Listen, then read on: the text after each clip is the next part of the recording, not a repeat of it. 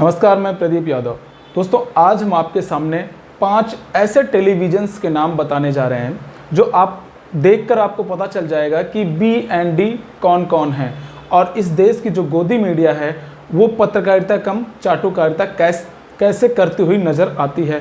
और अप्रैल महीने में कोरोना वायरस को लेकर किस तरीके से हिंदू और मुसलमानों के बीच में एक नफ़रत फैलाने की जो एक फेक न्यूज़ का प्रोपोगंडा फैला रहे थे सभी चैनल मिलके, किस तरीके से फैला रहे थे, वो टॉप 5 वीडियोस आज मैं आपको दिखाने वाला हूं, जिसे आप देखकर हैरान हो जाएंगे कि आखिर देश की जो मीडिया है, लोग जिस पर भरोसा करते हैं, वो किस तरीके से लोगों को एक बेवकूफ़ बनाने का काम कर रहे हैं। सिर्फ और सिर्फ उसमें न्यूज़ कुछ नहीं है, सिर्फ और सिर्फ चाटुकारिता है, सत्ताधारियों को चाटुकारिता करते हुए नज़र आ रहे हैं। तो चलिए हम आपको दिखाएंगे वो 5 वीडियो, लेकिन हम आपसे रिक्वेस्ट करते हैं कि आप मुझे कमेंट बॉक्स में ज़रूर बताइएगा कि किसका वीडियो, कौन से चैनल का वीडियो सबसे ज़्यादा बी एंड डी लगा आपको। तो चलिए इस वीडियो को हम शुरू करते हैं। तो दोस्तों, सबसे पहले नंबर पर आता है आज तक चैनल। आज तक चैनल देश का नंबर 1 चैनल है, चाहे वो टीआरपी को लेकर आप कह लीजिए, चाहे वो न्यूज़ को लेकर कह लीजिए। लेकिन जिस दौर में कोरोना वायरस का कहर मचा हुआ है, पूरे विश्व में कहर मचा हुआ है, उस दौर में पत्रकारिता का मतलब है कि ऐसे फैक्ट न्यूज़ को दिखाया जाए जो सरकार तक पहुंच सके। गरीब, मजदूर, जो प्रवासी लोग जो कहीं भी फंसे हुए हैं या फिर कोई प्रॉब्लम उनको हो रही है, उस न्यूज़ को सरकार तक पहुंचाया जाता है। ये होता है न्यूज़ चैनल का काम, नंबर 1 होने का। ये भी एक फ़र्क होना चाहिए। लेकिन देश का नंबर 1 चैनल आज तक तो है, लेकिन इन दिनों वो क्या कर रहा था? अंताक्षरी खेल रहा था। जी हाँ, मैं ऐसा नहीं कह रहा हूँ, चूँकि आज तक के न्यूज़ एंकर जो हैं वो खुद न्यूज़ में एंकर कम और चाटुकारिता नज़र में आप लोगों को पता है कि ज़्यादा चाटुकारिता नज़र में आते हैं, लेकिन इस दौर में अंताक्षरी खेलते नज़र आ रहे हैं। तो चलिए सबसे पहले मैं आपको वीडियो दिखा देते हैं कि अंताक्षरी किस तरीके से खेल रहे हैं। और उन्हीं की एक एंकर जो 30 अप्रैल को 40 अप्रैल कहते हुए नज़र आ रही हैं, चित्रा त्रिपाठी। मैं मानता हूं कि गलतियां किसी से भी हो सकती हैं, गलतियां इंसान से होती हैं, लेकिन ये वो पत्रकार हैं जब किसी और से गलती होती है तो ये कहते हैं कि कन्फ्यूज़न है, लेकिन खुद की जब गलती हुई है तो गलती है। तो चलिए शुरू करते हैं पहला वीडियो। तो बैठे बैठे करना है कुछ काम और आपका साथ दे रहे हैं हम कि क्या काम कर सकते हैं कि दिमागी तौर पर भी हम तंदुरुस्त रहें सब मिलकर। अच्छे अच्छे वीडियोस हमने आपको दिखाए, लेकिन अब बारी है अंताक्षरी की, जिसके लिए अंजना ओम कश्यप मेरे साथ जुड़ गई हैं इस समय। अंजना, बचपन में जो खेलते थे वो याद तो होगा आपको, तो इस बार मैं शुरू कर रही हूं। समय बिताने के लिए करना है कुछ काम, शुरू करो अंताक्षरी लेकर आज तक का नाम। आप पर अंत हुआ म, तो म से मुझे गाना गाना है। मेरे सामने वाली खिड़की में एक चांद सा मुखड़ा रहता है, अफसोस ये है कि वो हमसे कुछ उखड़ा रहता है। मुझे लगता है कि उखड़ा ही रहना अभी ठीक है श्वेता, कि आप अपनी खिड़की में रहे, हाँ। आपका पड़ोसी अपनी खिड़की में रहे। हाँ, इसीलिए तो सोशल डिस्टेंस आपसे बनाया मैंने। बिल्कुल, सोशल डिस्टेंसिंग बहुत जरूरी है। आने वाला है और इसी वजह से कई सवाल इस वक्त खड़े हो रहे हैं, लेकिन बड़ी बातें अब तक की क्या रही हैं वो अब आपको विस्तार से हम दिखा रहे हैं। पश्चिम बंगाल में ममता बनर्जी ने 40 अप्रैल तक लॉकडाउन बढ़ा दिया है। ये बड़ा फैसला पश्चिम बंगाल की सरकार की ओर से लिया गया है। और अब दूसरे नंबर पर आते हैं दीपक चौरसिया। इन भाई साहब को तो आप जानते ही होंगे, आजकल ये बहुत ज़्यादा चर्चा में बने हुए हैं, काफ़ी ज़्यादा ट्वीट कर रहे हैं, सरकार के फेवर में बोलते हैं, मुसलमानों को इलेक्ट करते हैं। हर न्यूज़ इनका हिंदू मुसलमान का चलाया जा रहा है इनके शो में, आप देख सकते हैं जाके। पहले ये इंडिया न्यूज़ में थे, इंडिया न्यूज़ में कम चर्चा में रहते थे, लेकिन जब से इन्होंने इंडिया न्यूज़ को छोड़ा है, न्यूज़ नेशन ज्वाइन किया है, तब से ये कुछ ज़्यादा ही चर्चा में बने हुए होते हैं। मैं इनका नाम क्यों ले रहा हूँ? चूँकि इन्होंने अभी हाल ही में एक डिबेट में तबलीगी जमात को तालिबानी जमात कहते हुए नजर आए, और इन भाई साहब को ये नहीं पता है कि तबलीगी जमात और तालिबानी जमात में फ़र्क क्या है। सामने बैठे पैनलिस्ट में शोएब जमाई से कहते हैं कि मैंने तबलीगी जमात बोला है, तालिबानी जमात नहीं बोला है। बेशर्मी की हद होती है। ऑन स्क्रीन झूठ बोलने का रिकॉर्ड हिंदुस्तान में ये प्राप्त कर चुके हैं। इस वीडियो को देखने के बाद आपको भी पता चल जाएगा। तो चलिए देखिए कि किस तरीके से ऑन स्क्रीन दीपक चौरसिया खुले मन से झूठ बोल रहे हैं कि मैंने तालिबानी जमात नहीं कहा है, हमने तबलीगी जमात का इस्तेमाल किया है। शोएब जमाई, आप अपने कानों का इलाज करा सकते हैं। तो चलिए देखते हैं।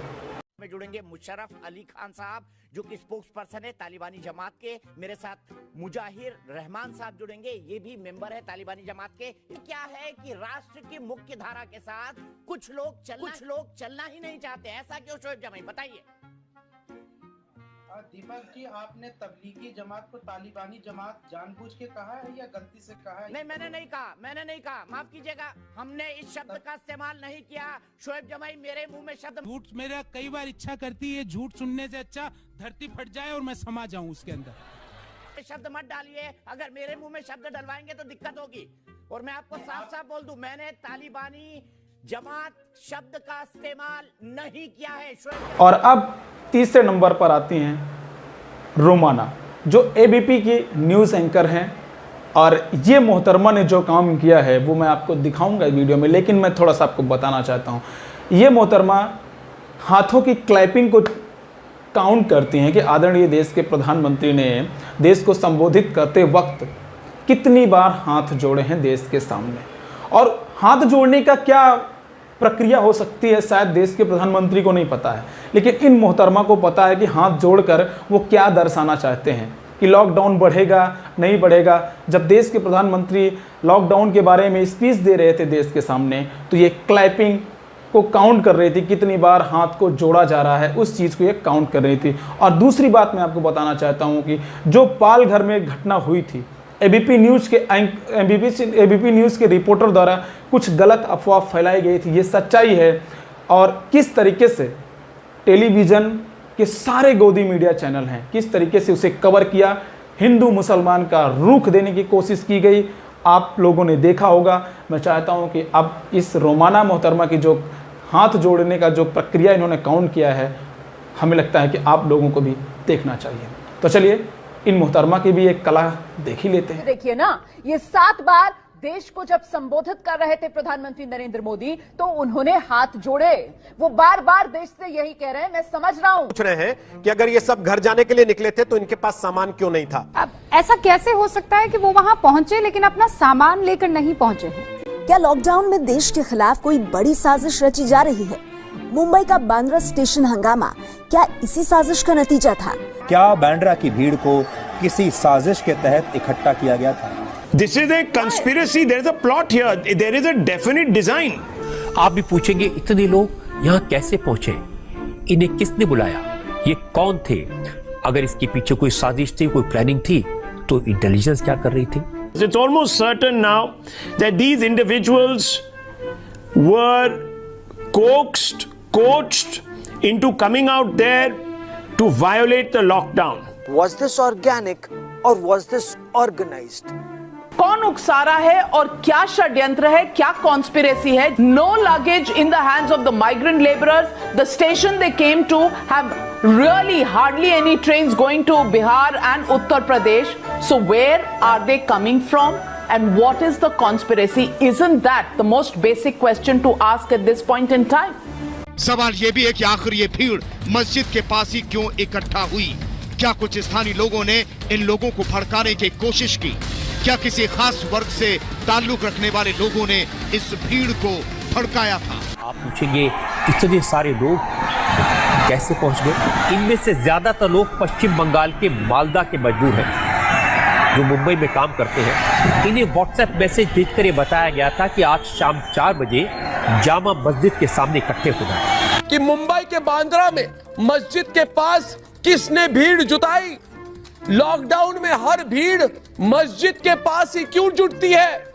मस्जिद से लोगों को जमा होने के लिए उकसाया गया है। बड़ा सवाल, क्या मुस्लिम नेताओं ने भाषण देकर लोगों को उकसाया और यहाँ भीड़ इकट्ठा? तो दोस्तों, आप लोगों ने सारे गोदी मीडिया के जो भी रिपोर्टर हैं, एंकर हैं, टेलीविजन चैनल हैं, उनका देखा कि किस तरीके से भीड़ को जामा मस्जिद का भीड़ बताया गया, लेकिन हिंदू और मुसलमान का रुख देने की कोशिश की गई कि आखिर मुंबई के महाराष्ट्र में इतनी भीड़ कैसे जुट गई, और सभी ने अपनी अपनी प्रतिक्रियाएं देना शुरू कर दिया कि अगर वो घर जाना चाहते थे, रेलवे जाना चाहते थे, तो आखिर उनके हाथों में बैग क्यों नहीं है, सामान क्यों नहीं है, वगैरह वगैरह आप लोगों ने देखा। अब हम बात करेंगे चौथे नंबर पे, और चौथे नंबर पर देश के सबसे तेज तर्राक और छोटे अर्नब कहा जाने वाले एंकर, जिनको आप लोगों ने देखा होगा और सुनते भी होंगे, वो अपना एक प्रोग्राम लेकर आते हैं आर पार। जी हाँ, मैं बात कर रहा हूँ अमीश देवगन की। ये भाई साहब किसी की नहीं सुनते हैं, सिर्फ और सिर्फ अपनी सुनते हैं, और पता नहीं क्यों इनके साथ एक ऐसा स्टैंड हो जाता है कि जो भी आता है, कोई भी पैनलिस्ट इनके द्वारा बुलाया गया आता है, लेकिन इनकी B&D करके चला जाता है। मानो ऐसा लगता है कि जैसे कोई मंदिर का घंटा हो, इन्हें आता है और बजा के चला जाता है, और भाई साहब बने रहते हैं। तो चलिए देख लेते हैं, हाल ही में कुछ इंस्टेंट हुआ है इनके साथ, चलिए देखते हैं। इस व्यक्ति का ऑडियो डाउन कर। इलियास शराफुद्दीन, तुम्हें तमीज नहीं है? कैसे बात होती है? तुम पत्रकारों को कहते हो, बदतमीजी करते हो, उनके गला काटने की बात करते हो। तुमने निजी तौर पर बोला मेरे को कि मैं अमीश देवगन को छोड़ूंगा नहीं। बताओ क्या करोगे तुम? तुम्हारी हैसियत क्या, तुम क्या कर लोगे? इसका ऑडियो आउट करो, इस आदमी को भगाओ, गेट आउट, डिबेट से भाग तू। फ्रेंड, मैं तुम्हें भड़वा कहता हूं, दलाल कहता हूं, और बताओ मैंने कितनी बढ़िया बात कही है, और जो दर्शक आपको सुन रहे होंगे वो कह रहे होंगे अगर हम करें तो करें क्या, बोले तो बोले क्या। वाह मोदी जी वाह। और अब हमारे पांचवें और आखिरी एंकर हैं गोदी मीडिया के एंकर अर्नब गोस्वामी। ये भाई साहब आज कल के कुछ दिनों में कुछ ज़्यादा ही चर्चा में हैं, और चर्चा में इसलिए हैं कि उन्होंने कांग्रेस अध्यक्षा श्रीमती सोनिया गांधी जी का जिस तरीके से आपत्तिजनक टिप्पणी इन्होंने किया है पाल घर को लेकर, जिसमें सोनिया गांधी का कोई लेना देना नहीं है, ऐसे डिबेट ये कर रहे हैं, और उनके जो असली नाम हैं उस तरीके से मतलब उसको प्रेजेंट कर रहे हैं जनता के सामने। मानो ऐसा लगता है कि पाल घर जो भी स्टैंड सामने आया है वो सोनिया गांधी ने ही कराया है। लेकिन अर्नब गोस्वामी शायद भूल गए कि उस पालघर के इंस्टेंट में, उस मामले में 100 से ज़्यादा लोगों की गिरफ्तारी हो चुकी है, और महाराष्ट्र सरकार ने क्लैरिफाई कर दिया है कि यह हिंदू मुसलमान का मामला नहीं था, एक ही धर्म के लोग हैं जो अफवाहों में आकर यह इंस्टेंट हो गया। लेकिन ये भाई साहब कुछ अलग ही नज़र आते हैं। तो चलिए देखते हैं सबसे पहले कि ये भाई साहब किस तरीके से टेलीविज़न डिबेट शो को चला रहे थे, और इन्होंने सोनिया गांधी को क्या बोला जो एक विवाद खड़ा हो गया। तो चलिए देखते हैं। कि मैं बोल रहा हूँ, वो इटली में रिपोर्ट भेजेगी, देखिए जहाँ पे मैंने एक सरकार बना ली वहां पे हिंदू संतों को मैं मरवा रही हूँ, और वहां से वाहवाही मिलेगी उसको विक्रमादित्य की। वाह बेटा वाह, बहुत अच्छा किया सोनिया गांधी, अंतोनिया माइनो। तो दोस्तों आप लोगों ने इनका वीडियो देखा कि किस तरीके से चिल्ला रहे हैं। चिल्लाना खैर इनका काम है, आप लोगों ने देखा होगा जब ये बोलते हैं तो किसी की नहीं सुनते हैं। लेकिन इसके बाद एक घटना और होती है।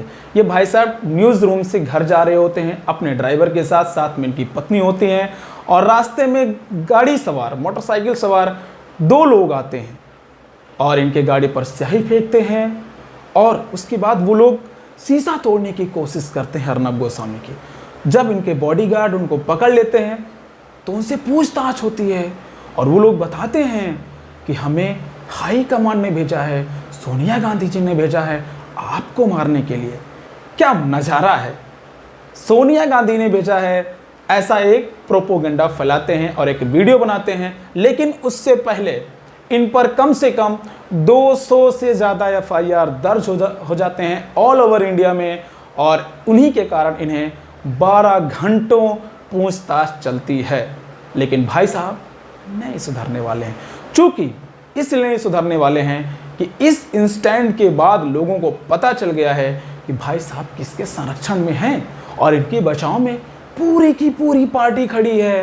कौन खड़ा है ये हम सब जानते हैं, लेकिन भाई साहब बिल्कुल नहीं सुधरेंगे। ये हिंदू मुसलमान और सांप्रदायिकता को आगे बढ़ाने के लिए पाल घर को नंबर 1 पर लाना चाहते थे, लेकिन वहाँ की सरकार ने स्ट्रिक्ट फैसला लिया। और भाई साहब मुझे लगता है कि आने वाले समय में देखने को इनको मिलेगा सलाखों के पीछे, खैर वक्त बताएगा। लेकिन आज का वीडियो आप लोगों को कैसा लगा आप मुझे कमेंट बॉक्स में ज़रूर बताइएगा। और सबसे ज़्यादा BND, हालांकि मैं इसका फुल फॉर्म नहीं बताऊंगा, अगर आपको फुल फॉर्म जानना है तो आप टेलीविज़न न्यूज़ देखिए कि BND इन्हें क्यों बोला जाता है, इन सारे चैनलों को, और किस लिए बोला जाता है ये भी आप जान जाएंगे। लेकिन कमेंट बॉक्स में मुझे ज़रूर बताइए कि सबसे घटिया न्यूज़ चैनल और सबसे BND न्यूज़ एंकर कौन सा आपको लगा।